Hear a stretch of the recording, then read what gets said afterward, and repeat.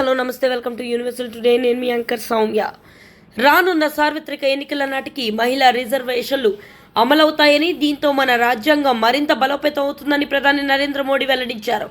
ఈ మేరకు ఆయన దేశ మహిళలకు లేఖ రాసి దాన్ని ఎక్స్ వేదికగా పంచుకున్నారు. ప్రస్తుతం పలు రంగాల్లో మహిళలు ముందంజలో ఉన్నారు. అదేవిధంగా చట్టసభల్లోనూ వారి ఉనికిని చాటాలంటే ఈ రిజర్వేషన్ల ప్రక్రియ మొదలుపెట్టాం. చాటేందుకు ఈ రిజర్వేషన్ల ప్రక్రియ మొదలుపెట్టాం. పార్లమెంట్లో ఏప్రిల్ 16 నుండి జరగనున్న 3 రోజుల సమావేశంలో నారీ శక్తి వందనం అధినియం బిల్లులో సవరణలు ప్రవేశపెడతాం. దీనిపై ఏమాత్రం ఆలస్యం జరిగినా అది భారతదేశ మహిళలకు అన్యాయం చేసినట్టే. 2029 లోక్సభ ఎన్నికల సమయానికి మహిళల రిజర్వేషన్లు అమల్లోనికి వస్తాయి అంటూ దేశ మహిళలకు రాసిన లేఖలో మోడీ పేర్కొన్నారు.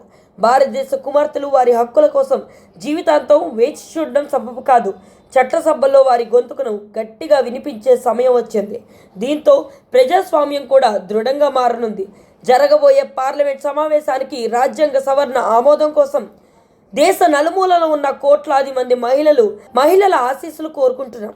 మీరంతా మీ స్థానిక ఎంపీలకు లేఖ రాసి పార్లమెంట్ సభల్లో పాల్గొనాలని వారిని కోరండి అని మోడీ ఆ లేఖలో రాసుకొచ్చారు. 2023 పార్లమెంట్ సమావేశాల్లో నారీ శక్తి వందనం అధినియం రిజర్వేషన్ బిల్లును ప్రవేశపెట్టాం. చట్టసభల్లో మహిళల రిజర్వేషన్లకు సంబంధించిన ఈ బిల్లులో సవరణలు జరుగుతున్నాయి.